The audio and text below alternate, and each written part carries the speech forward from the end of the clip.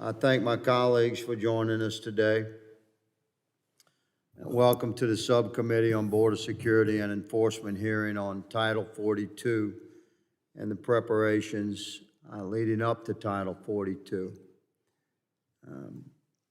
The purpose of today's hearing is to examine the Department of Homeland Security's what we perceive as a failure to prepare for the termination of Title 42.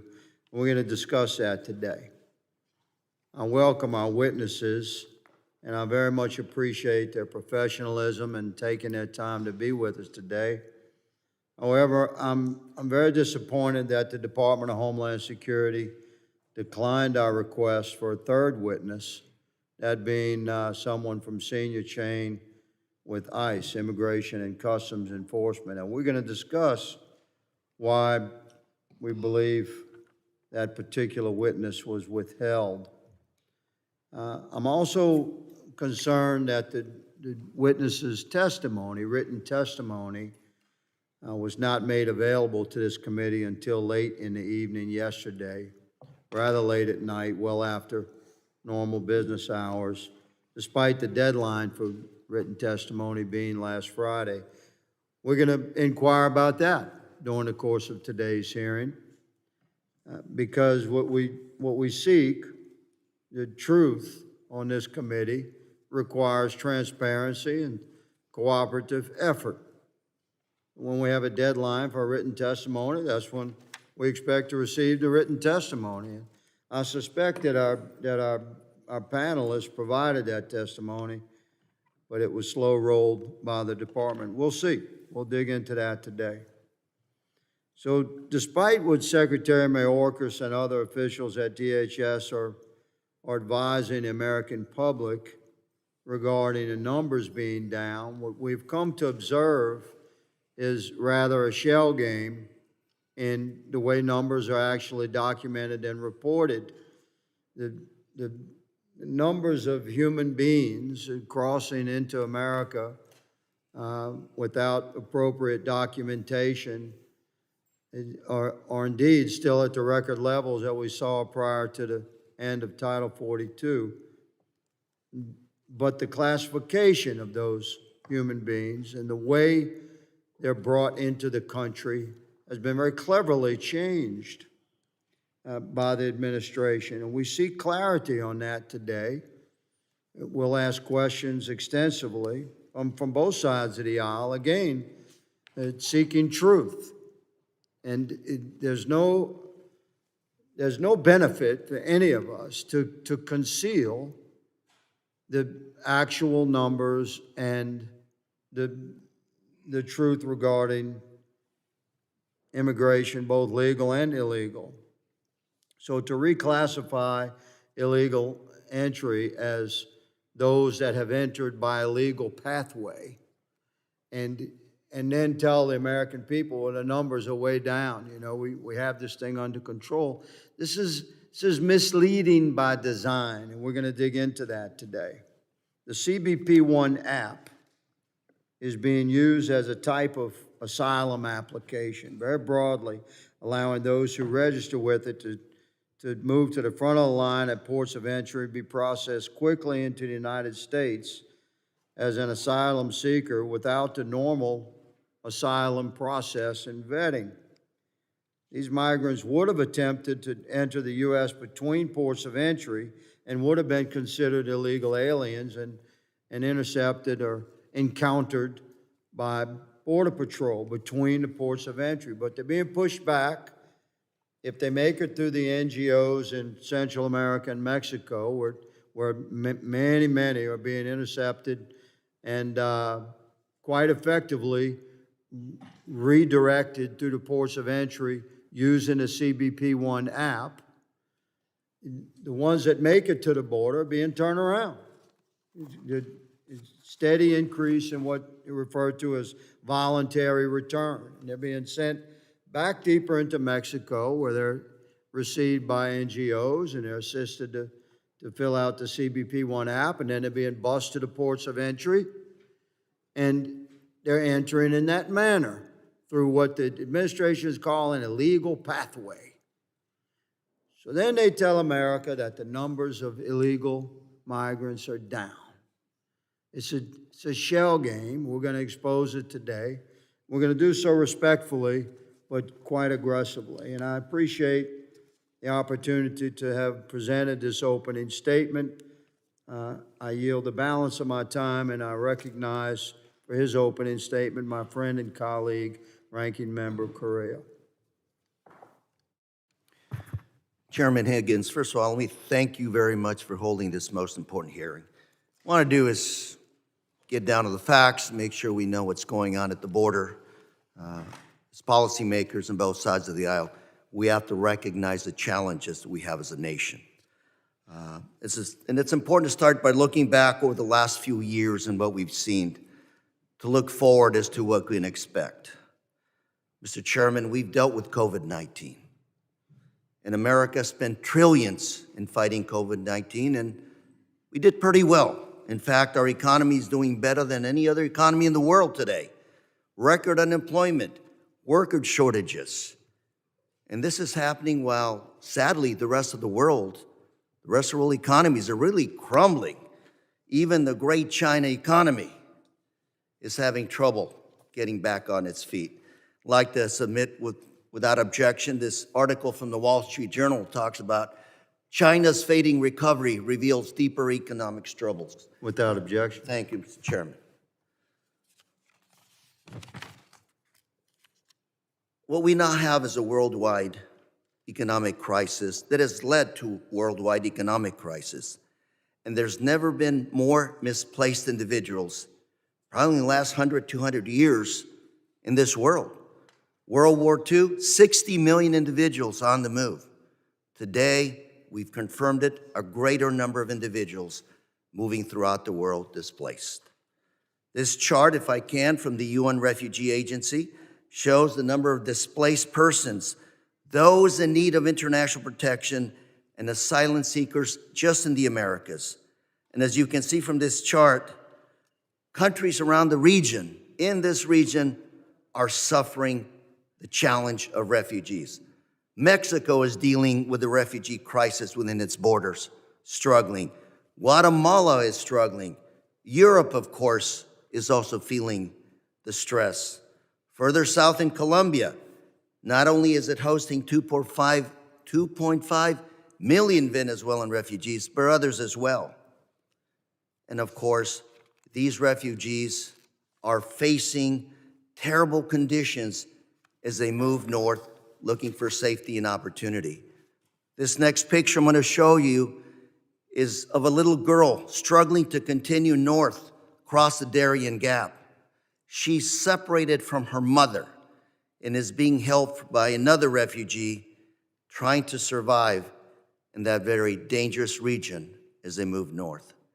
And if those refugees are willing to take that journey north, you know there's desperation. So when we look at the post-COVID-19 world, we have to look at the challenges as a nation. And let me start by saying Title 42 was a pandemic policy that was supposed to end when COVID ended as well. The party in charge of the House of Representatives voted to end the COVID-19 pandemic, and in doing so, voted to end or lift Title 42. And I have to say I agree with them, because Title 42 is an issue dealing with pandemics, health issues, and not an immigration instrument tool. Looking forward to hearing from our witnesses today about the recent encounters at the border. And I ask again that you talk about the numbers. And as you do, you keep in mind the current challenges and the upcoming challenges, because this refugee challenge is not going away. I've been to Central America, and those nations, their infrastructures are devastated, and it's going to take a lot to get them back on their feet. Also, nearby, I visited all the CBP facilities that I could over the last few months on our southern border, in the months leading up to the lifting of Title 42. I've also visited San Diego before and after 42. On every trip I would take, I would ask our officers at the border, are we prepared for May 11th? Are we ready?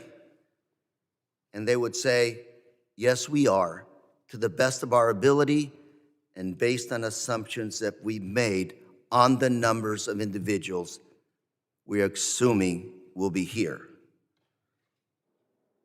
And you know what? They did a really good job. And it wasn't just CBP, it was DHS, State Department, the administration. They did a good job. In those first few days after Title 42 ended, the encounters dropped at the border by more than half. In fact, if you look at this next chart, those are the numbers reported by Border Patrol Chief Raul Ortiz, showing more than a 50% drop in encounters since the ending of 42. These numbers continue to remain lower than what they were seeing earlier this spring, despite the fact that there's usually a normal increase at this time of the year. That is a seasonal increase. Let me just repeat some of the things the administration did. They opened up regional processing centers in which CBP agents told me that they will very helpful in managing the capacity of processing individuals at the border. The administration created legal pathways for Venezuelans, Cubans, Haitians, and Nicaraguans to enter the United States legally. The administration sent active duty military personnel to help with the logistics and expected surges at the border. And by the way, California sent the National Guard, and Texas sent the National Guard as well.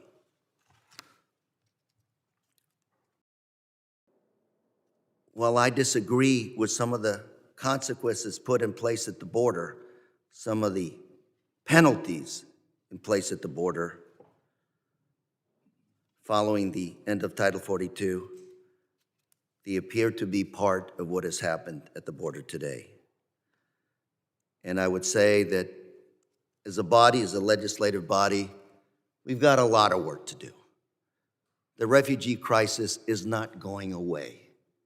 It's got to be addressed on a continent basis. South of the border, these are our neighbors. They're not going to move. They're going to be hanging out for a while.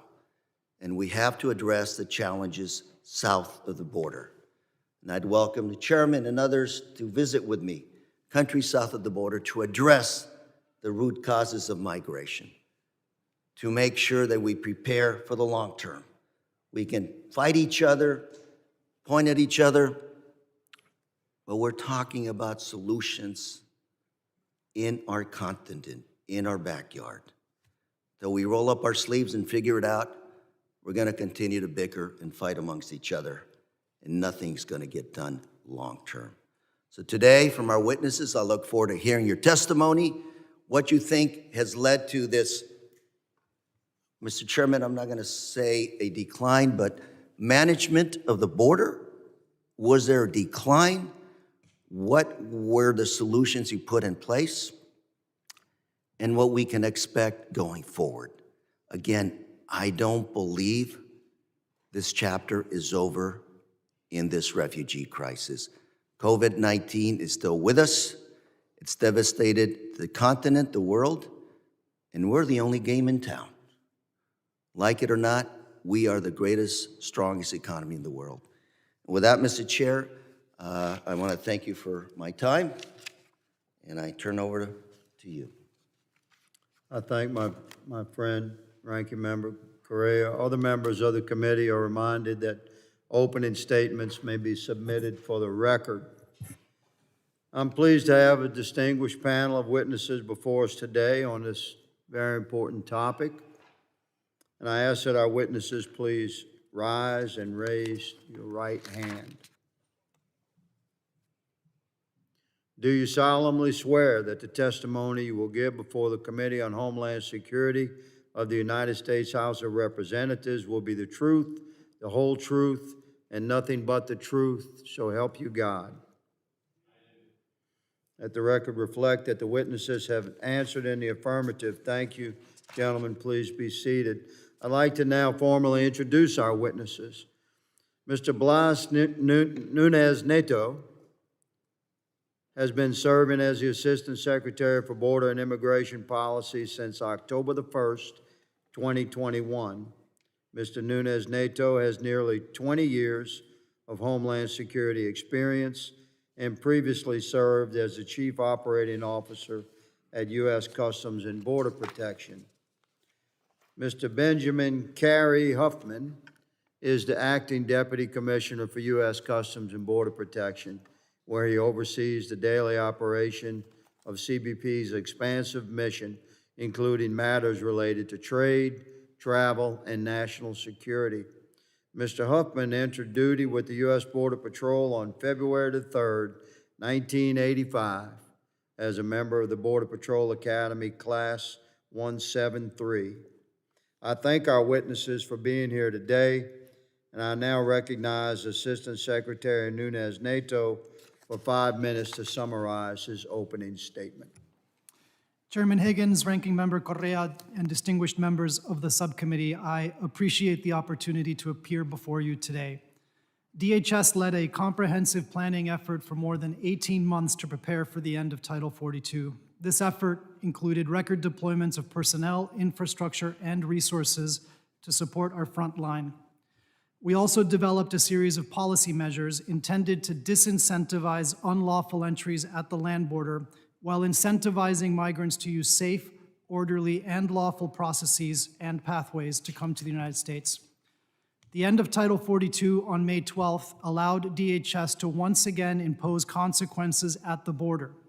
Unlike an expulsion under Title 42, removal under Title 8 carries with it a minimum 5-year bar to reentry and the potential to be prosecuted for repeated reentries.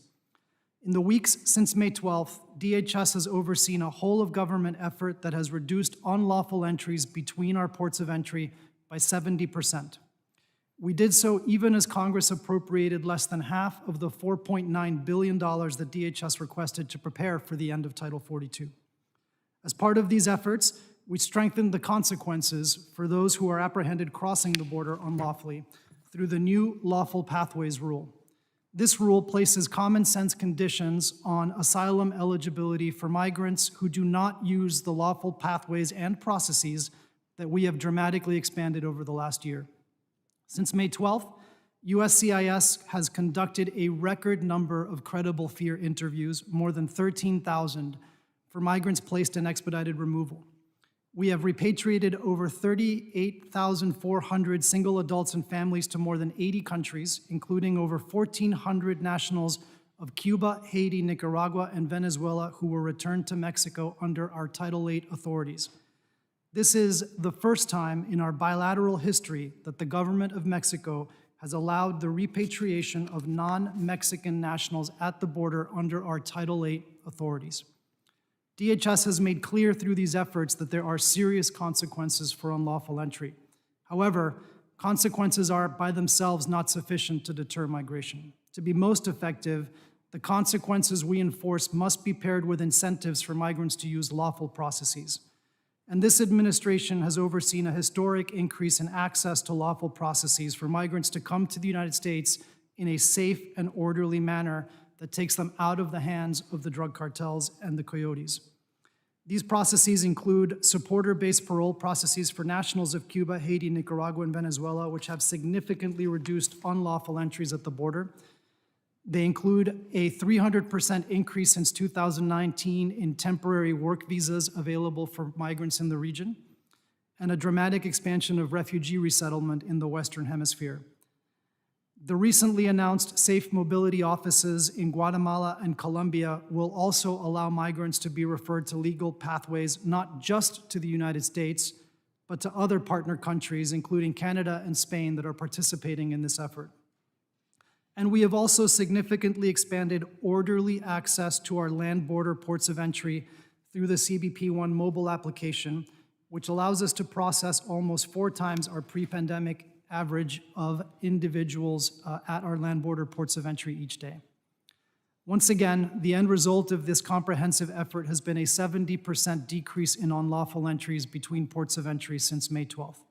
However, we know that the conditions in the hemisphere that are driving the unprecedented movement of people, not just to our country, but to countries throughout the region, are still present, and that the cartels and the coyotes will continue to weaponize disinformation to put migrants' lives at risk for profit. I'd like to conclude by noting that these surges in migration have now become a regular occurrence for more than a decade under both Republican and Democratic administrations. Presidents of both parties have attempted to use their executive authorities to address these challenges, as we have. This, in turn, has invited litigation from both sides of the political spectrum and has resulted in courts across the country dictating border and immigration policy. It is abundantly clear that executive action alone cannot solve the entrenched challenge of irregular migration in our region, and that neither party can address its impact on our border by themselves. Until and unless the U.S. Congress comes together in a bipartisan way to address our broken immigration and asylum system, we will continue to see these surges in migration at our border. Thank you for the opportunity to appear before you today, and I look forward to your questions.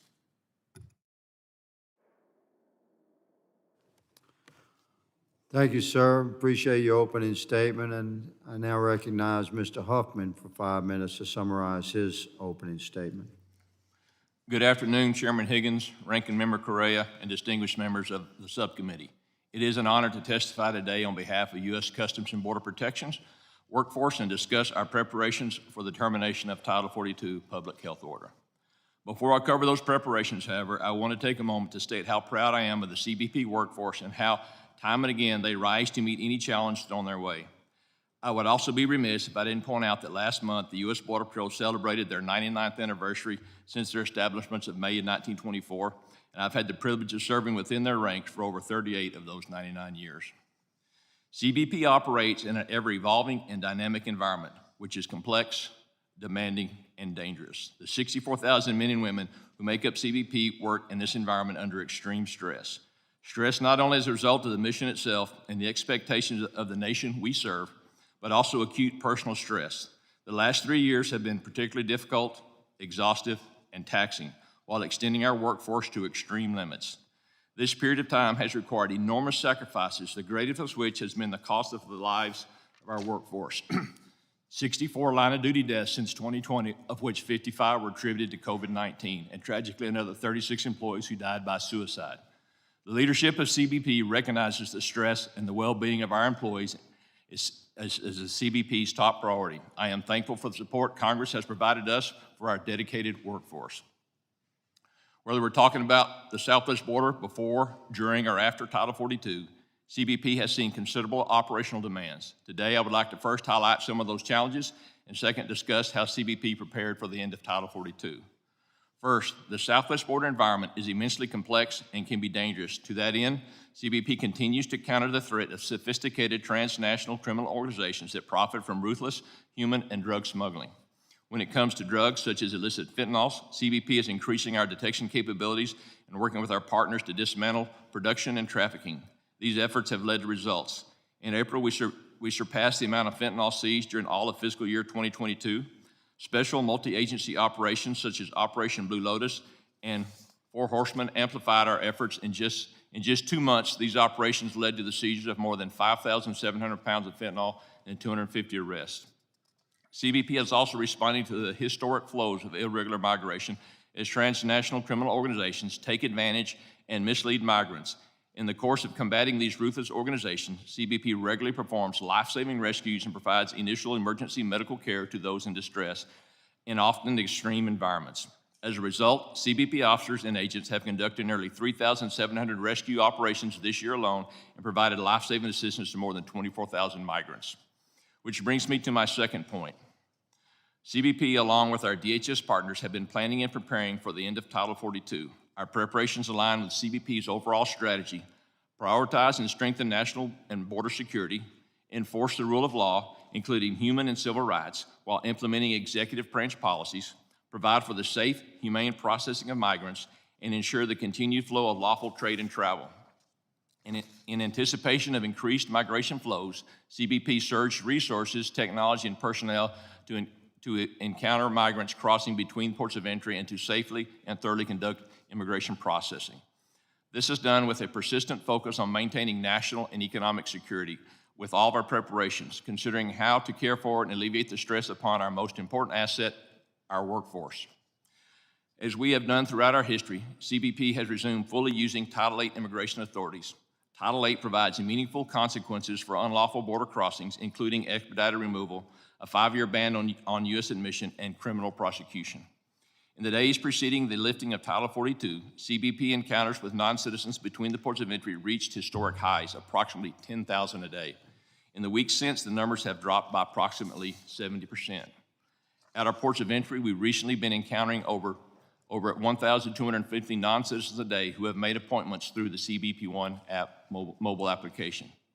In closing, the border has always been a dynamic and complex environment, and as always, the CBP workforce will be prepared for any challenges that may come up. CBP will continue to do our part in enforcing the law, ensuring our workforce and individuals in our custody are properly cared for, and being a trusted partner to all others in this effort. Thank you for the opportunity to appear here today, and I do look forward to your questions. Thank you, Mr. Huffman. Members will be recognized by order of seniority for their 5 minutes of questioning. An additional round of questioning may be called after all members have been recognized. I now recognize myself for 5 minutes of questioning. My colleagues and Americans watching this, the legislative branch of our government passes laws, and the executive branch historically works to enforce those laws. In a broad perspective, the executive branch is required to have a rule-making whereby the laws are interpreted and the means by which the enforcement of those laws shall be established across the country. This is reasonable and understandable. But federal law enforcement, especially when it comes to something as clear as enforcement of border and immigration law, is much less of a gray area. And the solution has been suggested here, one could argue that from my colleagues across the aisle, you've reached a solution, but it's not a solution within the parameters of enforcement of existing federal law as established by the United States Congress, and we are the legislative branch. So there's been an interesting interpretation of executive authority since January of 2021, whereby our current administration, if it doesn't like an existing law, it uses executive authority to find a way around that law. And that's what has happened with the incoming wave upon human wave of illegal migrants attempting to come into our country. The federal immigration laws that have been established by Congress have been essentially replaced by immigration policy that legalizes illegal entry into our country. And they tell you the numbers of illegal entry are down because this executive branch has redefined what an illegal entry is. The CBP One app goes down through Mexico and Central America into Colombia. And these migrant citizens, these children of God, who endeavor to enter our country, but they're undocumented, which makes them illegal. Historically, they would be intercepted at the border and handled appropriately. But this administration has changed that. They've diffused our border and essentially extended the American operations for border control down through South America and Central America and Mexico and established these so-called legal pathways. Let's see a quote, please. There you go. Put the quote up from Mr. Sir, do you recognize these quotes? This is not trick stuff. These are your quotes. Do you acknowledge it? These are your quotes? I can't read that from here, unfortunately, but Let me, It Mr. looks Okay, like me. from an NPR interview recently, you say, you know what we have done is really oversee a historic increase in lawful pathways to the United States, including at our ports of entry through the CBP One app. Do you acknowledge that you said that? I do. Thank you. And you went on to say, and what we're really trying to do here is incentivize migrants to use safe, lawful, and orderly pathways that, again, we have expanded dramatically over the last 2 years. Do you acknowledge that that's your quote? I do, and it's also in my opening remarks. Yes, sir. So what we're establishing here is that this executive branch has redefined what an illegal entry is. You admit that exact policy agenda. So when you report that illegal migrants, that the numbers are down, that's a shell game. It's like a magic trick. We were advised by Chief Ortiz in what I believe was his last confidential briefing that there were 657,000 immigrants in the pipeline south of the border. It was an interesting number because Chief didn't say between 600 and 700,000. He didn't say, 650,000, give or take. He said 657,000. That's quite a precise number. Mr. Hubman, Mr. Nunez-Nito, I'll just ask you each and I'll yield the balance of my time. Where are those 657,000 people headed? So I have not seen that particular estimate. We do know that It was from the chief. He's now retired, and my time has expired. Are they headed north? We believe many of them are waiting for the lawful pathways and processes that we have In order to come established, north? not just in Mexico, but in other countries along the hemisphere. They're headed here. Mr. Huffman, do you agree they're headed here? A lot of them are headed here, yes, sir. Some of them have stayed in other countries. Like we know there's many of the Venezuelans have stopped and stayed in Colombia. So there's a lot of people in movement, but generally this direction, yes, sir. And thank you for your answer, gentlemen, for being here. My time has expired. I recognize Ranking Member Correa for 5 minutes. Thank you, Mr. Chairman. I'm going to follow up with the chairman's last comment. 657,000, let's call it 700,000. Where do we get that intel to figure out that number? Either gentleman, please. So, our Office of Intelligence and Analysis does estimate the number of people who are in the hemisphere and who may be moving north. The numbers I've seen don't quite match the 650,000, but, those are all rough estimates. I think we can all agree that there are hundreds of thousands of migrants throughout the hemisphere that... But you do this with a partnership of others that work with us. Of course, yeah. And Mr. Hoffman, any thoughts on that number? So, again, don't know the exact source of the Chief Ortiz's number. I've known Chief Ortiz a lot of years, and I'm sure he's extremely confident in that number if he gets that number. I just don't know the source of it. I am confident there are a lot of people moving in through the hemisphere, mostly headed this way. The exact numbers, it's hard to tell where they're going to stop, but yes, they are moving. People are moving this way. We see the news reports. We look at shelters that have people that are housing. And Mr. Hoffman, again, I would invite folks, if we could put together a Codell to go visit some of these countries to see the devastation, and you don't have to argue that point here. People are hungry, devastated economies. They will find a place to survive, as that picture of that little girl showed. And I guess if I can, I would say that Mr. Chairman is right. What he showed in that poster was what I would call part of the hope, the opportunity to maybe figure out a way to employ a safe legal pathway. I would say the other two legs of that stool are penalties. Title VIII, there are severe penalties for trying to cross, not using a legal pathway. And the last one I want to focus on in my last 3 minutes are the cooperation piece. I think it's important because this, if we're going to move forward to address the issues in the hemisphere, specifically our southern border, we have to continue to work with our partners. You mentioned, for example, that Mexico is taking, for the first time ever, is taking repatriated individuals from Cuba, Haiti, Nicaragua, and Venezuela. Are these people that are then repatriated to Mexico, do they stay in Mexico, or does Mexico repatriate them back to the other countries? So that is really a question for the government of Mexico, but these are individuals that are, repatriated under our Title VIII authorities, which, as you know, it is the first time in our history Mexico is allowing that.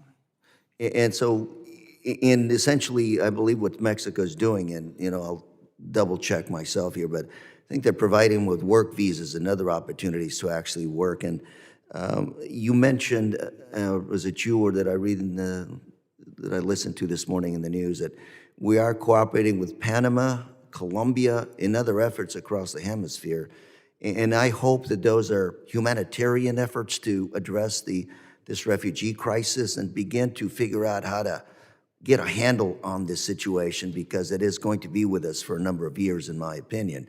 But any thoughts on that, Mr. Huffman, Mr. Nunez? So, if I may, I think, when someone arrives at our border, it is far too late. We need to engage regionally with our partner countries in order to address these flows well before they reach our border.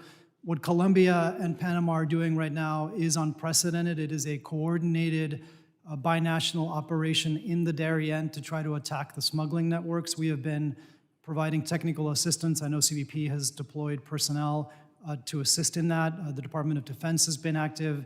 And those are the kinds of things that we really need to do more of, because again, I think the more we can impact these flows well before our border, the better off. Mr. Huffman, Mr. Huffman, my last 50 seconds, please.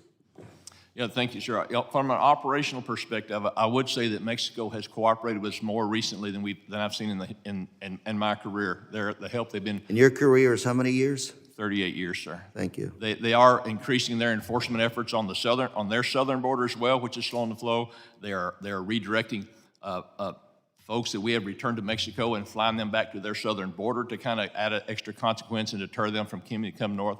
And they're also helping redirect folks to our border to kind of slow them down as a way as well. So that's a very positive outcome, or that we've been having recently, and it's been very helpful, and I think it's part of the reason some of the flows have slowed down here recently.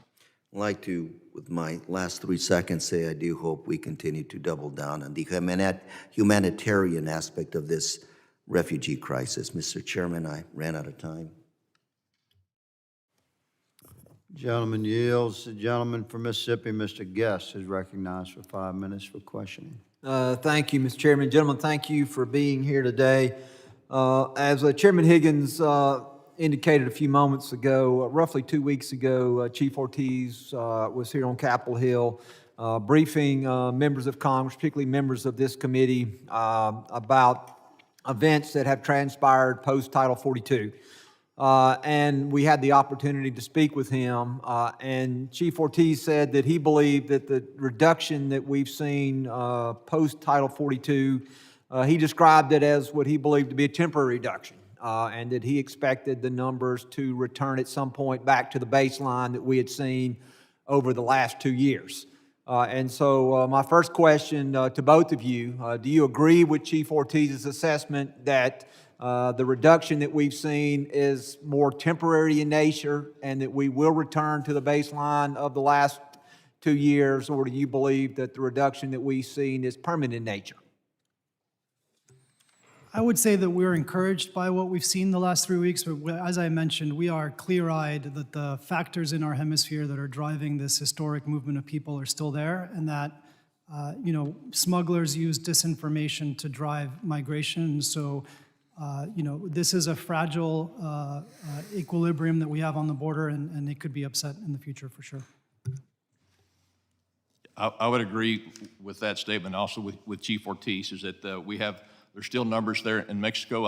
I believe they've taken kind of a wait and see approach to see how this pans out. How do we stick to our guns with how we're enforcing the Title VIII rules, and see how that works out. So time will tell.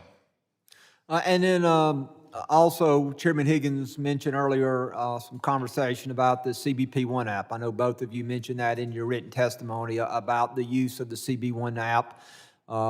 We see that news reports show that the CB1 app, that there's roughly 1,000 immigrants a day who are able to apply for some sort of status within the United States using the CBP-1 app. Recent report by Fox News talks about the administration is seeking to expand that very quickly to 40,000 a month. And so my question is when Congress receives information, the public receives information from DHS about Southwest land border encounters.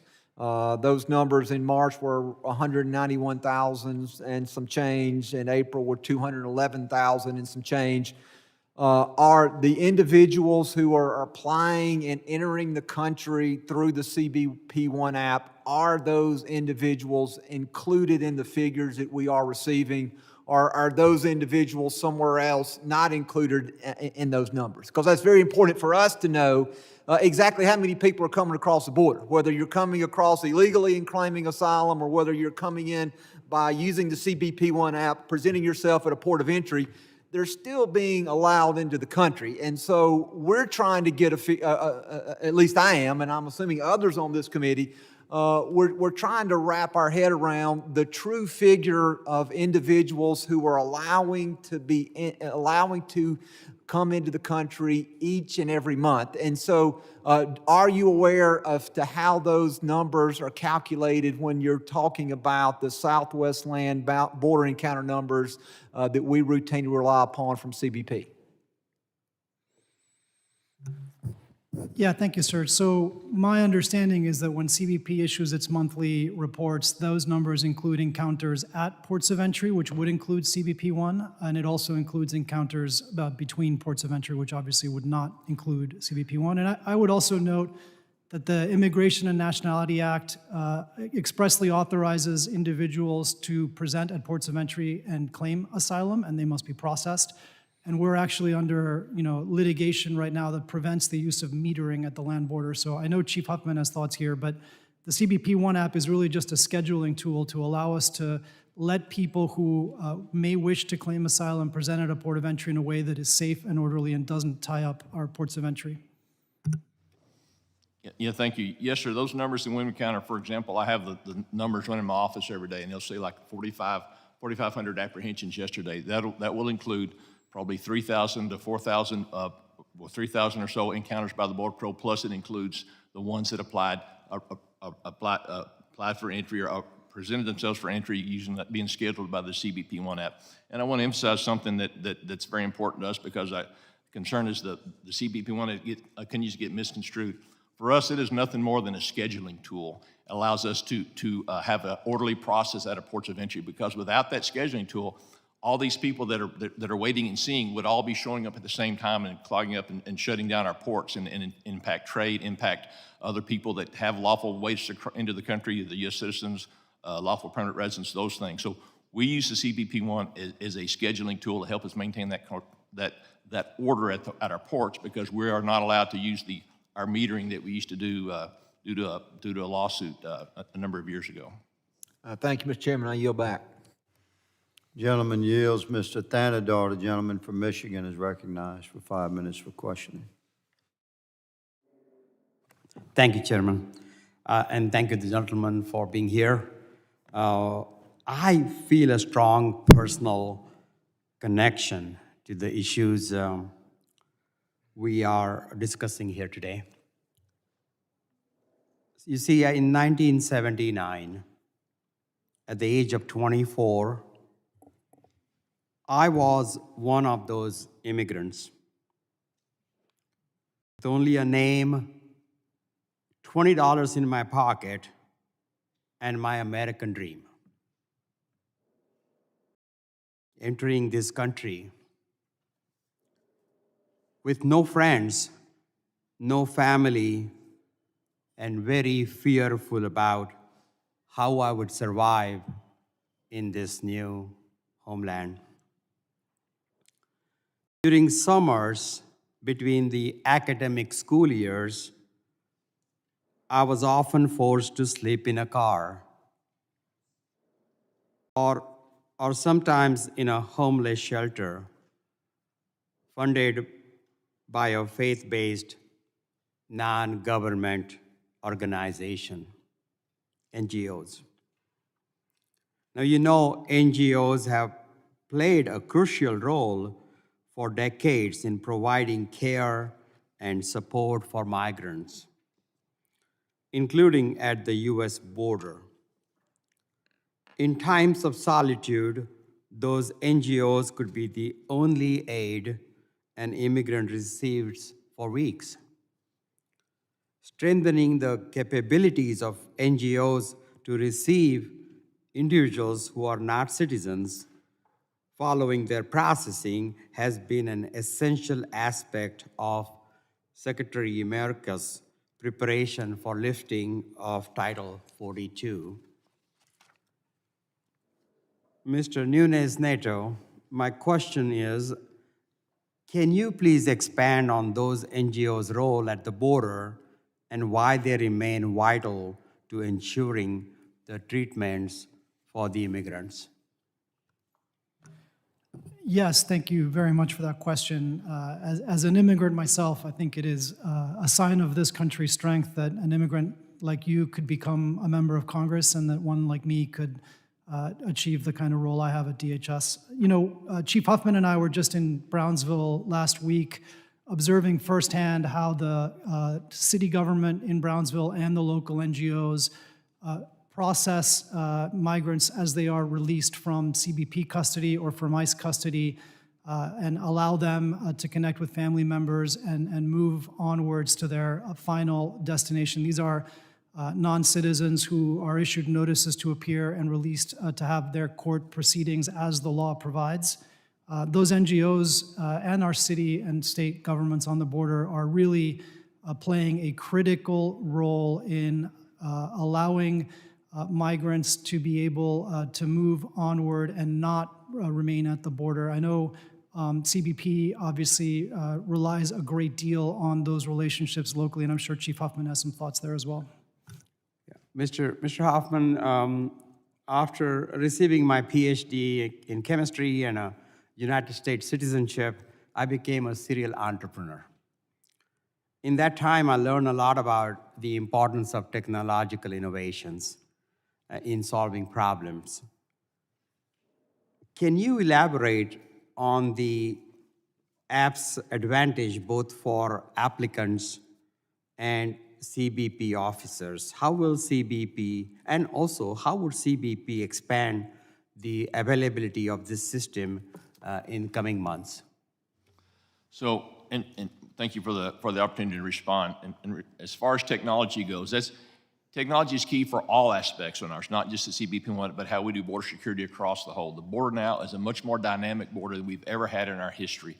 And the folks that want to enter this country illegally or are traffickers, they can change the picture of the border with easy, fast, quick communication. So we have to be able to communicate as well, and we have to have the technology to respond as well as you.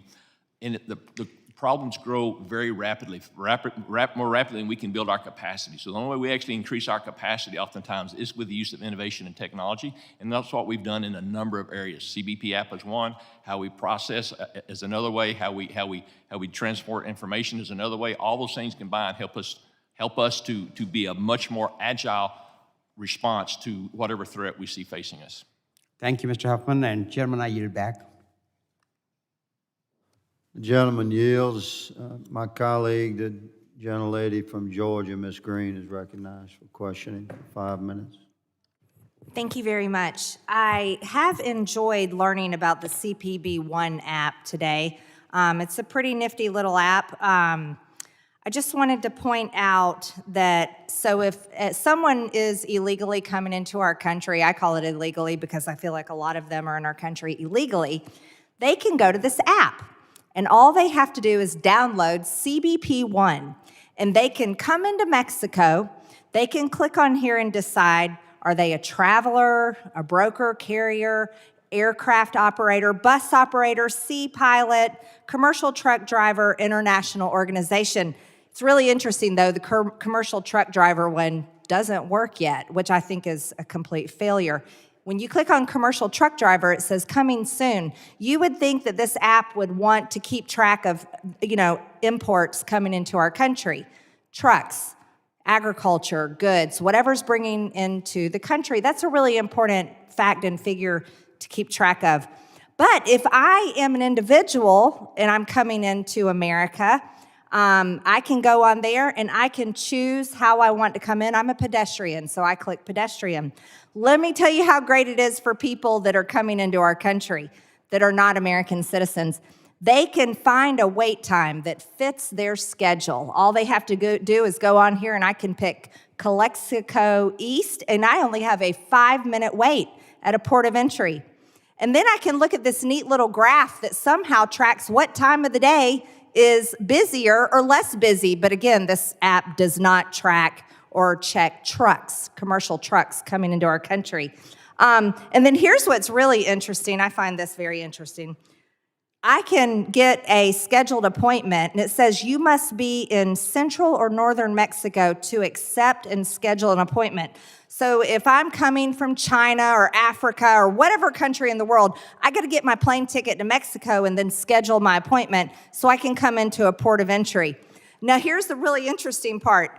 I would like our laws followed, but they're not followed right here on the CBP One app because it says that passports are optional. I think that's a big problem for people coming into our country and being told to go directly to the port of entry instead of course, going outside of the port of entries because that messes up the numbers. That apprehension numbers were off the chart, and that was a real problem for the Biden administration. So I'd like to ask you, Mr. Nunes-Nito, why can't you tell us how many people are coming in the United States when you have a handy-dandy little app that you are tracking? You know the numbers. This is the American government.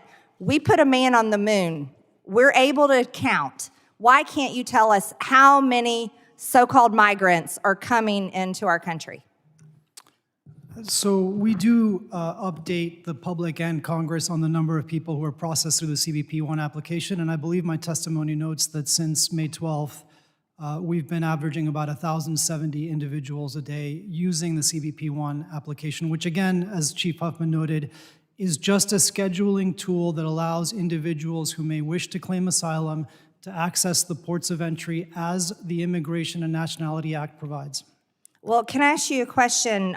This is something else I'm trying to understand now that we have an app to organize the illegal invasion into America so that everyone gets accepted, they have a time to come in, they say that they are seeking asylum, and then the American taxpayer gives them a plane ticket or a bus ticket to any town in the United States. Gosh, the American taxpayers are nice. Right here, it says that you say the reason why people are coming to America today is because of violence, food insecurity, severe poverty, corruption, climate change, and the COVID-19 pandemic. Did you know that there are over 500,000 homeless people in the United States today? And as a matter of fact, the homeless population rose significantly since 29. That's for Americans. So we have homelessness here in America. Natural disasters. Talk about climate change. This is the 4th largest country in the world. We have an extremely diverse climate. We have a wide range of natural disasters. 97 natural disasters occurred in 2021. I don't think this is very safe for migrants here in America. We had 97. How many are they having in their country? These natural disasters include wildfires, heat waves, droughts, flash floods, winter storms, cold waves, tropical cyclones, and on and on and on. But yet they need to come to our country because of climate change? That doesn't make a lot of sense. It's not a safe country either, by the way. In America, there were 1,313,000 violent crimes in the U.S., and that was in 2020. I can't imagine what the numbers are since then, since crime has come up. I think that you need better reasons if you're going to try to let a bunch of people in the U.S. using a handy-dandy app where you don't track imports than climate change, because that is not an excuse people are buying. Thank you. Gentlelady yields. Mr. Gonzalez, my colleague from Texas, is recognized for 5 minutes for questioning. He's not here. Oh, yeah, Mr. Garcia is here, though. My colleague from California, Mr. Garcia, is here. Close. Recognized for 5 minutes. Thank you, Mr. Chairman. I'm glad that we have an opportunity to speak with our witnesses today. Thank you for your service. That was an interesting conversation about the app, which I'll get to in a minute. But I want to just start off by talking about Title 42. And as a proud immigrant myself who believes in humane immigration, I think we all agree that a secure border is important and is vital. Our nation benefits when people have an opportunity to come here to build better lives, as you have, sir, and like I have as well, and other members of the Congress. I want to remind my colleagues in the majority that attempts to demonize immigrants and people who come here legally to seek asylum is un-American. Our country is a nation of immigrants, and we're constantly reinvigorated with immigrants, with their talents, and with their innovation. I know that some people here have been openly rooting for a post-Title 42 crisis as a way to score political points, but let's be very clear, that crisis did not happen, and this hearing is an attempt to manufacture one. Now, as has been stated, Border Patrol encounters are at the lowest point since 2020. That is a fact. Those are statistics that are widely accepted. They have been reviewed by our departments. They've been put out as information for us to assess, and I want to thank you all for your work with that. And it's also true that these numbers should be not celebrated, but welcomed as progress in our ability to control and secure the border. And I just really briefly want to just ask to get clarification for Mr. Blas Nunez-Neto. Would you agree, and do you support those numbers that we are at the lowest border encounters since 2020? I believe if we're talking about encounters between ports of entry, that yes, we are at the lowest level since, I believe, December of 2020. Thank you, sir. Now, I think a key reason for the conditions and why they've been improved also is the pathways for asylum seekers that we have focused on. So you've worked on, the entire department has been supportive of the CBP-1 app, and that continues to improve, I think, outcomes for all, and for us here on the country, certainly for asylum seekers. I know we had a difficult rollout early on, but the department has also made really great progress, and I want to thank all the groups involved in getting the One App to where it is today. Now, I appreciate the gentle lady from Georgia's tutorial on the One App and how it works. I personally appreciate the use of technology and its way to actually facilitate information, collect data, and make things simpler for all involved, including those that are seeking asylum, who I should remind the committee and her have a legal right to actually claim in the United States of America. It's also important to note that the One App is actually allowing us to actually manage this crisis better here at home and at our ports of entry, and I want to thank you for that work. And I think claiming that the One App somehow is facilitating an invasion of the country is incredibly irresponsible. Asylum is a legal right in this country, and claiming asylum is so. And so until that changes, we need to continue to support this program and make it easier for folks and for us to manage anyone that's coming to the border or a port of entry, or now in many cases going to other parts of the hemisphere and seeking asylum there, which I think has been a very productive advancement that the Biden administration has done as well. I want to note that I support the administration's new efforts to create these regional processing centers in Central and South America, including Guatemala and Colombia, where we know migrants are receiving interviews with immigration officials, with specialists, and if eligible, are able to be processed rapidly for pathways to the U.S., if of course, they meet our standards. I also want to note that I hope that we can strengthen our shelter and services program, which supports groups like Catholic Charities that support legal asylum in our country. I think it's been unfortunate that members of this committee have tried to actually defund this critical program that essentially partners with nonprofit agencies to use federal funds to secure an orderly border. And so I hope that that's something that we can continue. And finally, I want to remind the committee that we have a responsibility to provide legal status and protections to the people who build lives and pay taxes here, and that's something that we can move forward on. Mr. Nunez-Neto, finally, what will the administration do to continue to expand legal pathways to protect the right of asylum while maintaining access to the border? So as we have said, we are committed to continuing to expand lawful pathways and processes. I think you mentioned these safe mobility offices, which is what we're calling the regional processing centers. I view that, and we view that as really a fundamental tool to help better organize migration, not just to the US, but as I said, to some of our partner countries, including Canada and Spain, which have signed on, and we are in active discussions with other countries to allow for referrals to their processes as well. Thank you very much, sir, and I yield back and thank you for your service. I thank the gentleman, my colleague from Texas, Mr. Luttrell, is recognized for 5 minutes. Thank you, Mr. Chairman. Good afternoon, gentlemen. And if the numbers that Mr. Correa and Mr. Garcia are talking about are in fact the truth, and those numbers are dropping, job well done. I'm a border state. I'm a Texas boy.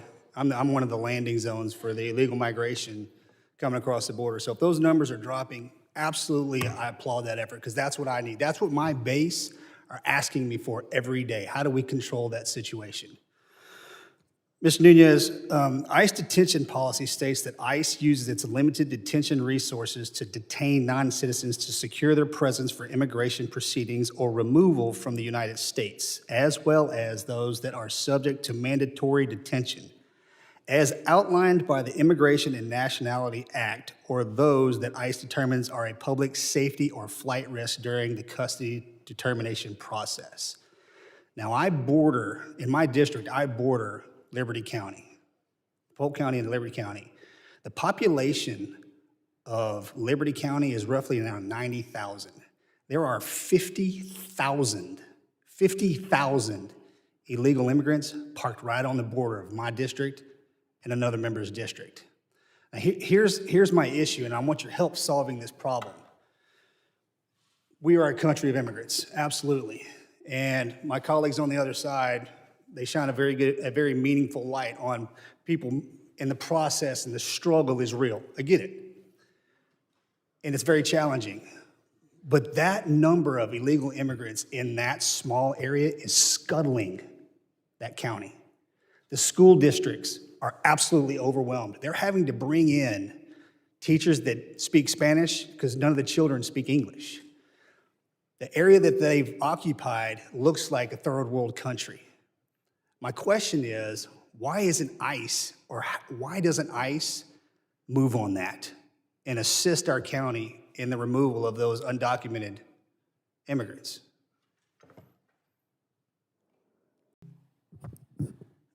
So, ICE's function is to obviously enforce our immigration laws and carry out, execute what we call final orders of removal. I don't know the circumstances in your county. I'd be happy to look into it. I will say ICE has never received enough funding to detain every individual we encounter. This has been the subject of active litigation. I think, as we have said repeatedly, we are a nation of laws and we're a nation of immigrants, and we need to be able to enforce our laws while also providing avenues for immigrants who wish to come to be able to So I'm glad you said that. We are a nation of laws, and so in that, we need to enforce those laws, but that's obviously not happening. And I don't know where the rub is between state, county, and local law and federal law, since these are our illegal immigrants that were processed. Some, not all, but some were processed in. How do I fix this problem, sir? So again, without knowing the specific details, I'd be happy to follow up with your office. Individuals who are issued a notice to appear can go through the immigration court process, which can take many years. And it is an unfortunate reality in this country that our immigration and asylum system is so broken, that it does take an extraordinary time for people to go through that process. Individuals with final orders of removal, should be removed at the end of that process. But, historically, it has been quite difficult, again, under presidents of both parties, to execute final orders of removal for people who are not detained.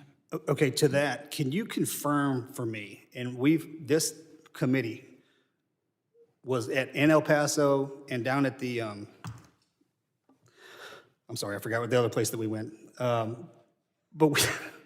They told us that it is widely reported that aliens are released into the interior without court dates, regardless of whether or not they were issued at an NTA. Are those reports true? Do illegal migrants that come across, are they processed through without a show time or show place? So historically, the Border Patrol has issued notices to appear without court dates on them until frankly fairly recently. Or locations? Right now, we are issuing NTAs with court dates on them. In the lead up to the lifting of Title 42, we were also, because of the I hate to strain cut you on off, our my time's running facilities- short. Has that happened? Has illegal migrants come across and not been issued? Because we've heard from leadership that that is the case, but I want to hear what you have to say. So we have paroled individuals in order to relieve the overcrowding in our facilities. Those individuals are required to report into ICE facilities and be issued NTAs there.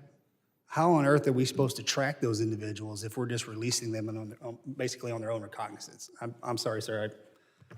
Can you answer that for me? Or- Would the gentleman like to answer that question?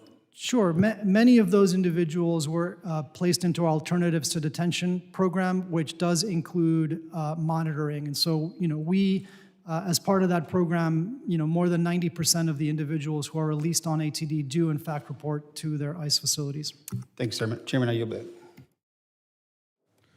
Gentleman yields. The gentlewoman from Illinois, Ms. Ramirez, is recognized for 5 minutes for questioning. Thank you, Chairman Higgins. I want to thank both of you for being here today.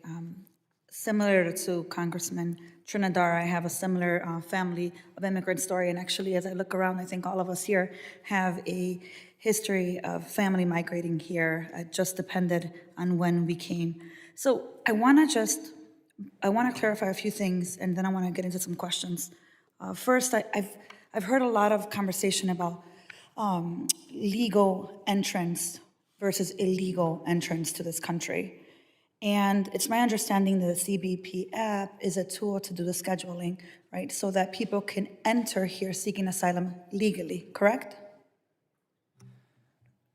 That's right. The CBP One app allows individuals to schedule their presentation at a port of entry, and our Immigration and Nationality Act expressly provides that people without documents can claim asylum at ports of entry. So Mr. Nunez Neto, that means that if they're making that request, if they're filling out the app, as one of my colleagues just talked about, the filling out of the app, they show up to a port of entry and turn themselves in during that appointment, they are lawfully entering and seeking asylum, yes or no?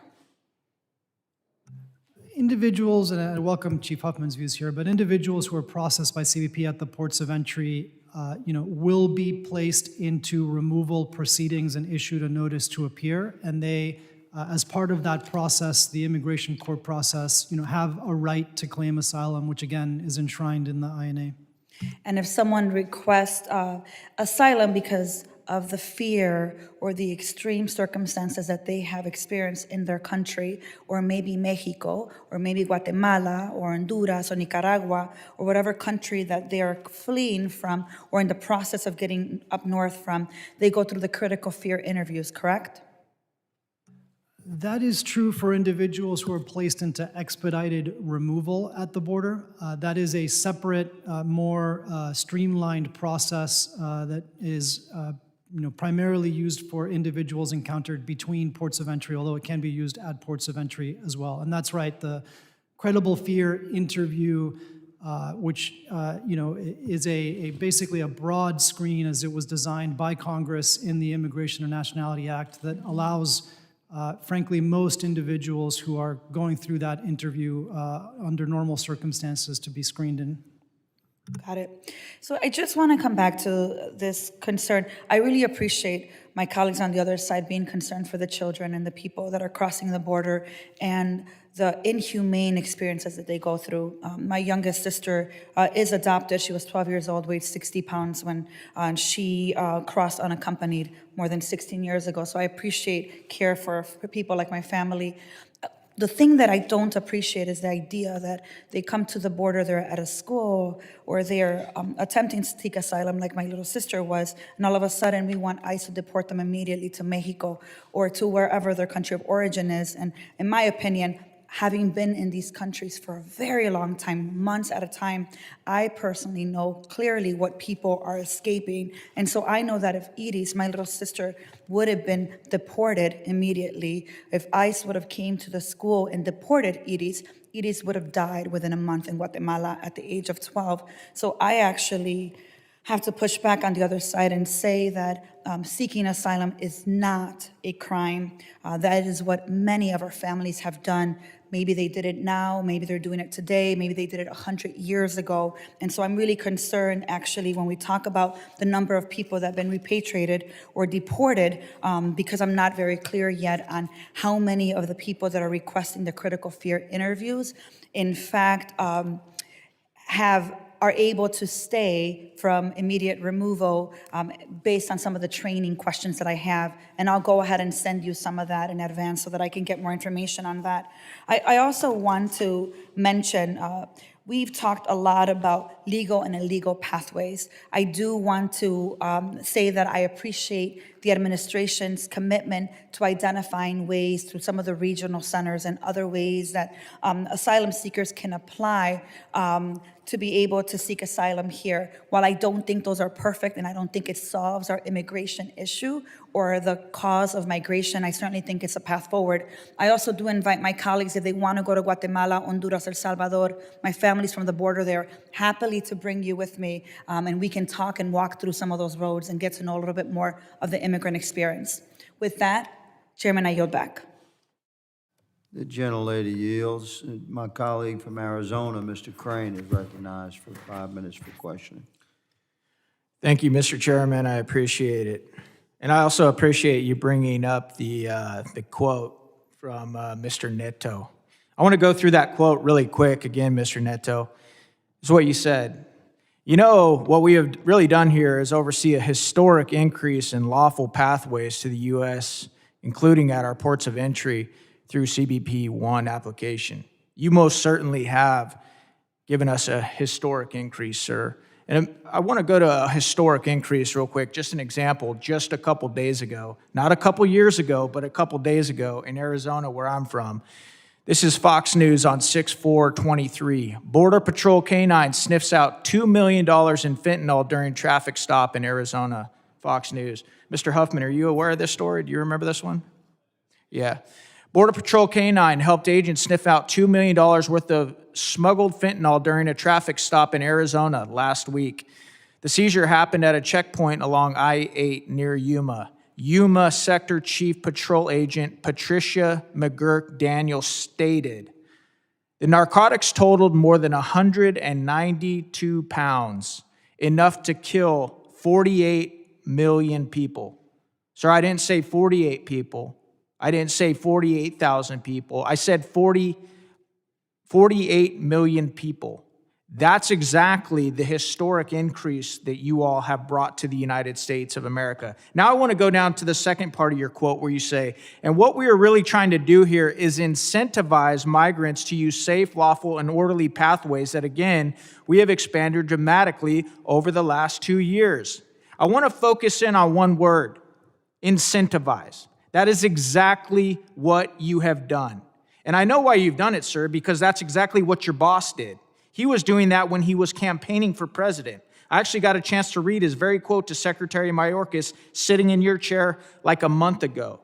If you guys were actually serious about securing this border and protecting Americans, that word would not be incentivized. You know what it would be, sir? It would be deter. I'll say it one more time. It would be deter. You guys would be trying to deter people. Now, I understand, my colleagues over here, they're talking about, folks trying to come here, migrants, and, because of, one of my colleagues said, he attributed our border crisis to global economic disaster, okay? I've said this in this committee before.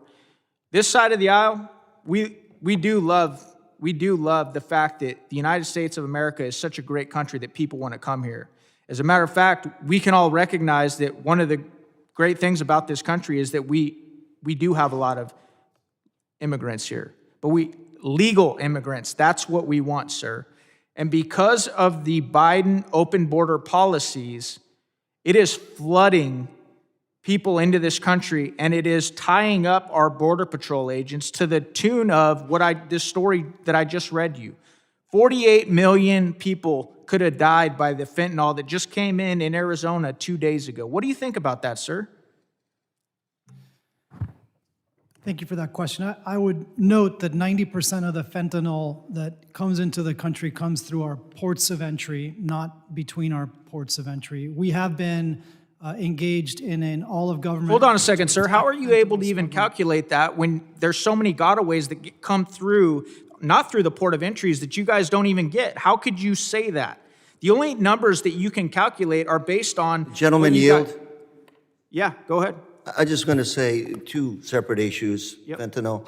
And earlier, we had a witness, my Orange County sheriff, that said a lot of the fentanyl precursors are now coming into the U.S. through our own ports of entry, then going south into Mexico for manufacturing. So I think it's a great, Mr. Crane, great issue, fentanyl. Love to set up another committee hearing to address this issue Mr. Correa, specifically. I'm going Yes, to sir. claim back my time. Are you saying that fentanyl is not coming through the gaps? Or is that what you're saying, sir? I'm saying, sir, that fentanyl is coming in from all parts. Yeah, that's what I'm saying too. So he's claiming that 98%, according to experts, is coming through the ports of entry. How can he possibly know that?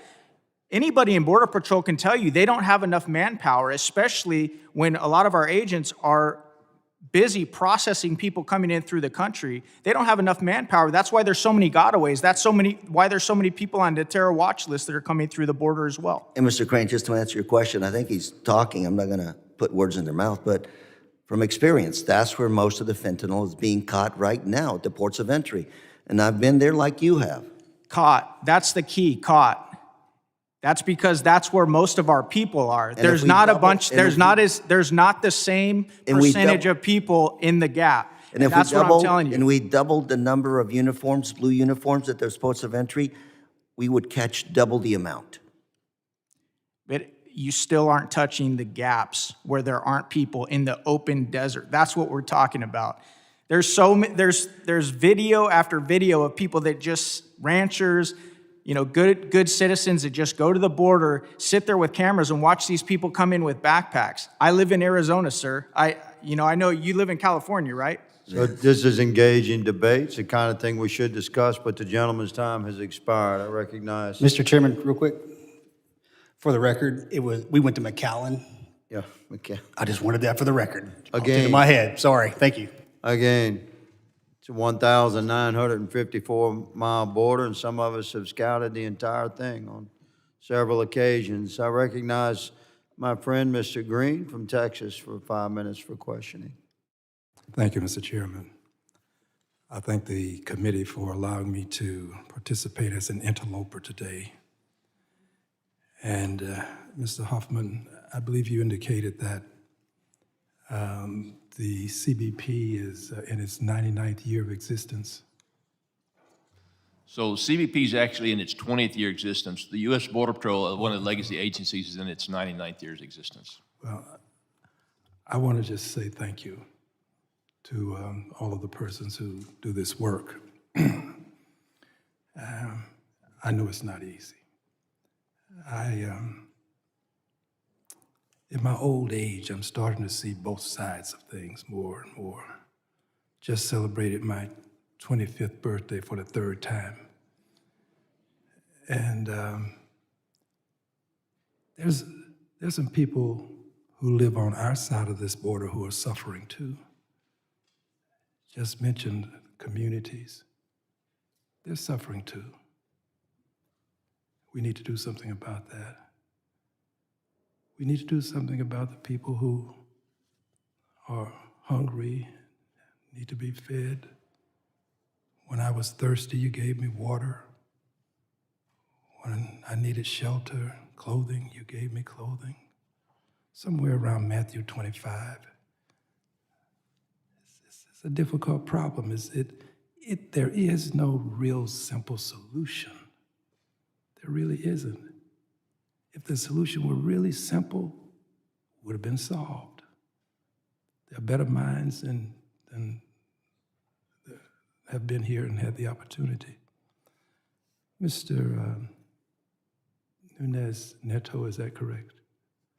Sir, you said that the conditions driving the migrants still exist. Could you just quickly articulate some of those conditions, please? Sure. We have seen over the last 2 years, at times, surges in migration from Cuba, Venezuela, Nicaragua. Those are countries with failing regimes and devastated economies that we have difficulties removing people to. That is still the case. We have at times seen surges in migration of Haitian nationals. Haiti is obviously a place that is in the middle of a humanitarian crisis, and we have seen economies failing throughout Latin America, leading to the movement of countries to our border that we have not historically seen, and that includes countries like Colombia, Ecuador, Peru, as well as some others. Thank you. I heard someone say not so very long ago that the whole country's become the border now, that it's not just at the south where you make your entry. And when you think about that, we all have to share the burden. My governor has been putting people on buses and he just sends them. I don't approve of the way he's doing it, but I do think that giving people other places to migrate to other than just right at the border is not a bad idea. I think that we ought to try to work together to implement an idea. Why not call and say, we have some people here, one governor to another. We have some people, can you help us? The federal government steps in and says, we're gonna help by providing some additional resources. At some point, we will have to work together to resolve this. It's just not going to be resolved with simple sound bites. So I'm hoping that we can do so. Now, I want to just say this. I find Mr. Mayorkas to be a good, decent man. He has a tough job, just as you have a tough job, Mr. Huffman, just as you do. We all have tough jobs. I found him to be a good, decent man.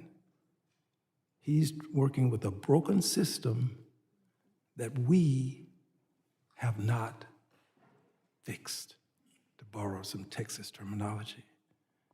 And what do you do when you have the system that we've neglected? So I thank you. I'm sorry, Mr. Chairman. I thank you. I yield back. Gentleman yields. My colleague and friend from Texas, Representative Pfluger, is recognized for 5 minutes for question. Thank you, Chairman. Thank you for letting me wave onto this committee. Mr. Huffman, thank you for your service. I'll get right into it. Assistant Secretary, how long have you been the Assistant Secretary for immigration policy? Officially since, I believe, April, but I was acting in this role since October of 2021. Okay. Can you tell me the number of apprehensions since January of 2021? Don't have the numbers right in front of me, but I believe the number is somewhere in the 3.5 million range. I don't have the document, Mr. Chairman, but that sounds about 2 million short. Apprehensions on the southwest border, and I'll yield to you if you can back me up, about 5.5 million. Is the gentleman referencing for the total number of encounters and apprehensions? Yeah. Yeah. Well, Yeah, I would say that's 3.5 million is low. I'm sorry, I meant the last two fiscal years. I think if you're counting from January, that's probably a little bit higher than that. how do those compare to the 4-year period between 2017 and beginning of 2021? It is higher. Twice, 3, 4, 5 times higher? It is significantly higher. Okay. Would you consider that a success for the department? You know, we have seen over the last few years, again, as I said, these surges in migration under presidents of both parties. This is not a new phenomenon. This is not something that is solely the purview of one party or the other. No, but Assistant Secretary, the numbers indicate a story out here. Would you consider that a success for our country? I don't believe that, you know, what we have seen at the border is a success Okay, and I for agree anybody. with that. Going back more than a decade. That might be the first answer that I've agreed with DHS on our border in the last three years since I've been here. It's not a success. Title 42 is not the answer. This was a Band-Aid fix. And it goes to the point where I meet with Mr. Huffman's officers, and it doesn't matter if I'm in Del Rio or El Paso, McAllen, or Laredo, Eagle Pass, or my hometown of San Angelo. It really doesn't matter. The thing that keeps coming back, every officer, every Border Patrol, Customs agent, or ICE agent says these words, and I quote, "There are no consequences." And without consequences, there's chaos. And the chaos that we're seeing is fentanyl, 100,000+ deaths, trafficking of humans, 53 people who died in a tractor trailer south of San Antonio in July. And so to your answer, I'm disappointed that you don't actually know the number as the Assistant Secretary. That number should be ingrained, cold. It should be, you should know that number, and you should be able to add it up today for the crossings, the apprehensions today. You should be able to have a running counter today. And that's the problem with this administration, is that the tragedies that are happening to us in my community, in Odessa, Texas, where we had the police chief here 2 weeks ago, we are feeling the impact of this. Without rules, there is chaos. Would you say that after Title 42 ended and Title 8 was reverted to, DHS has noted that aliens may qualify for an exception, and even if they don't use a lawful pathway, would you say that do aliens who use the alleged lawful pathways need a legal basis to enter, or can anyone enter the United States at this point? Going back to my previous comments, sir, I would note that Title 42 did not allow us to place consequences at the border. To your point, we need consequences on unlawful entry in order to deter unlawful migration. That is why we've implemented the circumvention of lawful pathways rule, which does place common sense conditions on asylum eligibility, but we need Congress to act here or there will never be a success on our border. You need Congress to act here. Assistant Secretary, we passed the most comprehensive border security package in the history of Congress. We have acted. That is one of the most outrageous statements that I think I've ever heard. We need Congress to act in a bipartisan manner to fix this problem. Neither party is going to solve this on its own. Mr. Chairman, my time has expired. I am having trouble. I indulge the gentleman. We passed H.R. 2 and have acted. What this country needs is the political will to enforce the laws that are already on the books. In fact, the gentleman sitting next to you as commissioner has 19,000 Border Patrol agents that are currently out there ready to give their lives, and they are saying that there are no consequences because Remain in Mexico, MPP, has not been adhered to, because the political will to engage with our allies and our partners in countries to the south of us has not been adhered to. We had policy that deterred, and without deterrence, we will see a massive surge. So I take great offense to the fact that you're telling me that you think Congress should act and that that's the problem. I couldn't disagree with you more. With that, Mr. Chairman, I yield back. Gentleman yields. It's been an engaging committee hearing. We have shared insightful and I think well thought out perspectives from both sides. The ranking member and I are friends, and we will continue to discuss this. I thank the witnesses for their testimony today, and I thank the members for their questions. Members of the subcommittee may have some additional questions for the witnesses. We would ask that the witnesses respond to these questions if presented to you in writing. Pursuant to Committee Rule 7 Delta, the hearing record will be held open for 10 days. Without objection, the subcommittee stands adjourned.